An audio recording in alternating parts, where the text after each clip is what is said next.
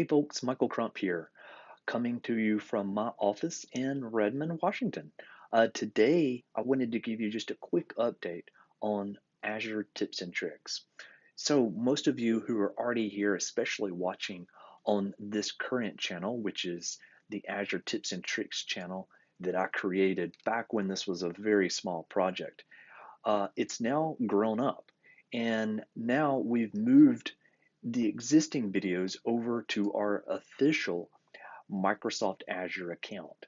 So now you'll see that I've added in all of the existing videos that are now in this handy playlist, but also this is where I'm going to start adding my brand new videos for Azure tips and tricks.